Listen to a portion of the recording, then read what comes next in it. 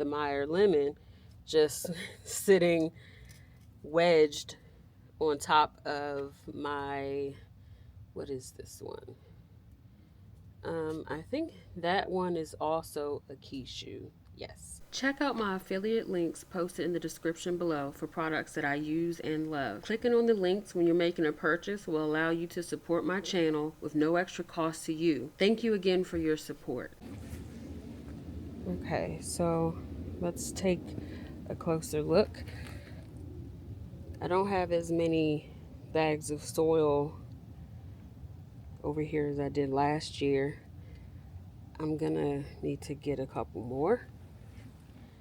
And this clip held, which is great. So did this one. I also have our pool box here. So thinking that it will serve as a bit of a windbreak against the bottom of the tent. But here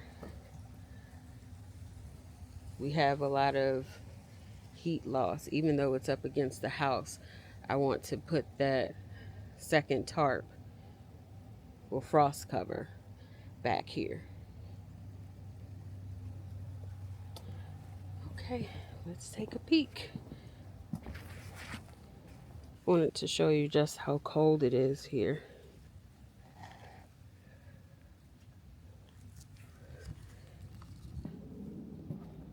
I pulled the green frost cloth back.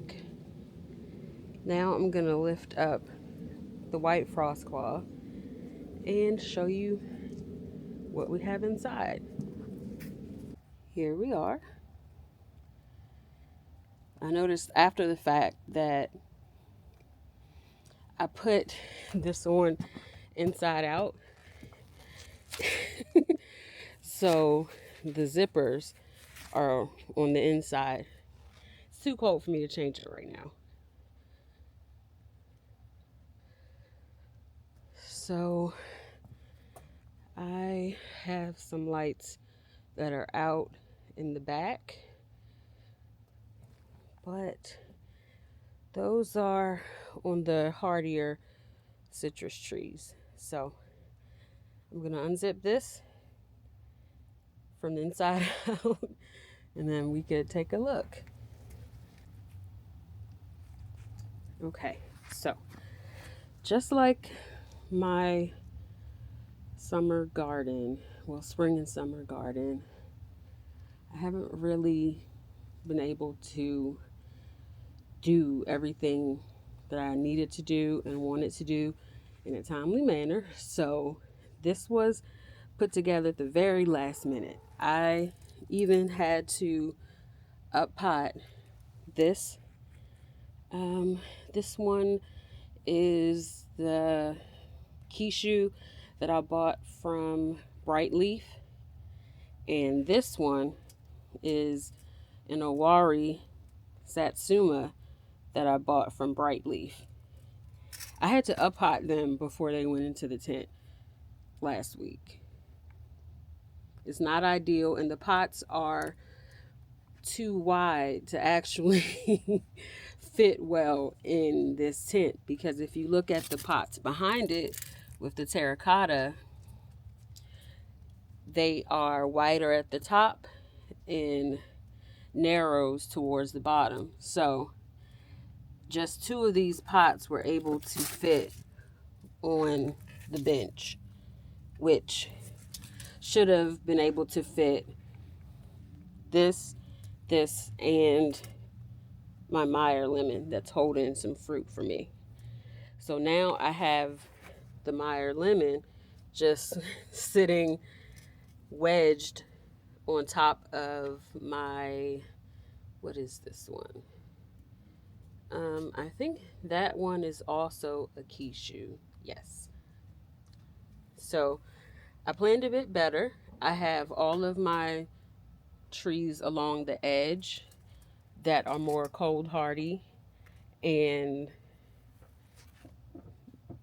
the more sensitive trees in the middle. So let's go through this. So we have the Kishu that is hardier. I do have, so this is the Kishu that is a bit hardier. Back here, I have the New Zealand lemonade from Madison. That was a replacement for my other one that I lost last year. But I think it's going to be fine here because it is against the house. So this is against the stairs that goes to our house. And it's also in front of our larger Shiranui that is holding a fruit right there. It has two on it. Can I get the other one? Let's see. There's one of my fruits on the Shiranui at the bottom. I'm trying to get in between without getting poked with the thorns. And there is my second Shiranui fruit. My $15 lime from Bright Leaf is in the middle next to the New Zealand lemonade. And that lime has fruit on it. Let's see.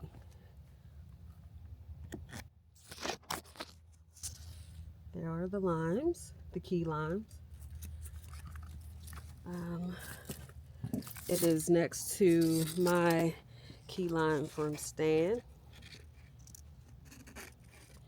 So in the middle row, my sensitive trees are tucked in. Now, next to the Shiranui, we have the Page from Stan and the Variegated Minneola Tangelo from Madison. The Minneola has one fruit on it. Did we get it? There it is. If you look along the edge, the Minneola is right there. So the Brown Select is right here. And the Brown Select has a mandarin on it right there. I'm just going to leave it for a couple days.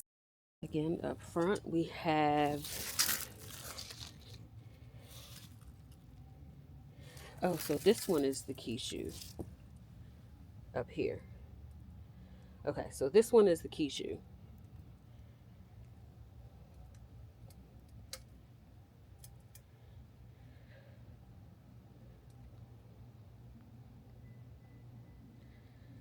And it has the Meyer Lemon.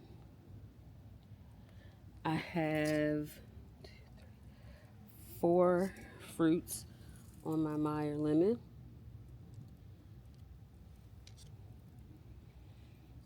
I gifted my other Meyer Lemon to my cousin, so you won't see that in the tent anymore. So I want to correct what I said. This is the Kishu right here. Doesn't have any fruit on it. Meyer Lemon. This one is an Owari from Bright Leaf. And this one is a Kishu from Bright Leaf. Okay. And then here we have the key lime from Stan. We have the $15 key lime from Bright Leaf. We have the New Zealand lemonade right here from Madison, and tucked in the back there where you can see the fruit, that is the Shiranui dekopon that's at the back of the tent. And next to that one, it's hard to see it, but all the way at the back, in between the dekopon Shiranui and the Variegated Minneola, is my page tree from Stan.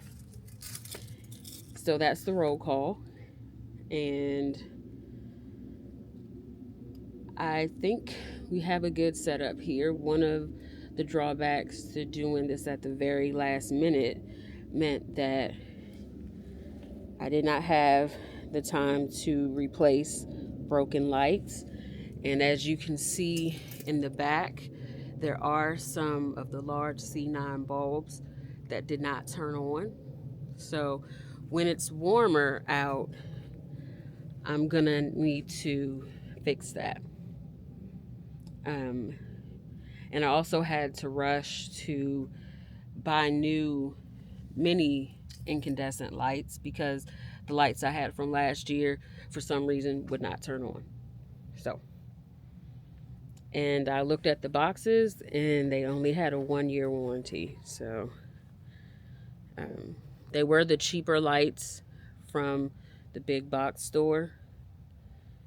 And right now I am using 3 of the 5 available mini lights that you can string together on one plug.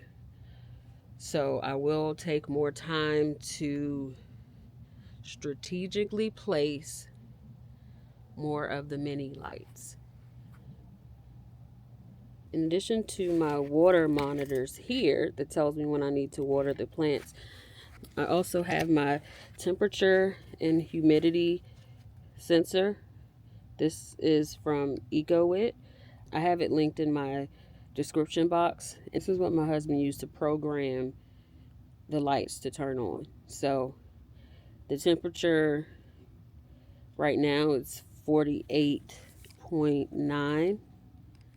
So whenever it drops below 50, these lights will turn on. It's the farthest away from the protection of the house, so that would give me the best reading to know what the temperature is for everything inside this tent. The other good thing about having my citrus out here, the main benefit is the reduction in pest pressure. So, but when we get into the spring, when it starts to warm up more consistently, I'll definitely need to pay closer attention to that, because that did happen this spring for 2024, and I'll be prepared for that next time. And I'm gonna wait until it is a bit warmer out before I water them, because last year when I watered with the lights on, some of them kind of, it looked like there was steam coming from it because they create so much heat, but these lights are rated for outdoor use, so it's probably not a big deal, but I would like to avoid that if I can. This also tells me that I have absolutely no room for anything else. I mean, ideally I could put pots on top like I did with this, but I guess it would not actually be ideal. So I don't know about that. um, yeah, so that's where we are right now. I'm hoping that with adding the second frost cloth, well, technically the third, it would be the second green frost cloth, that I will be able to see more heat getting trapped in. I still want everything to be breathable. I want the water to come through. I want the air to come through. So that's why I'm not going with plastic. Okay, that's where we are. I will come back and show you our progress after I get it all tucked in. We are all tucked back in.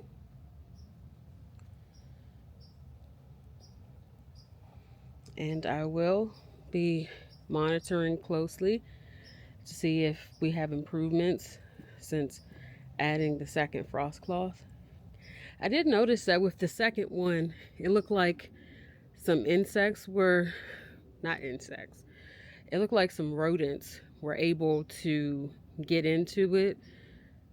So I did find some holes, but I used the clips to cover them so there wouldn't be any gaps.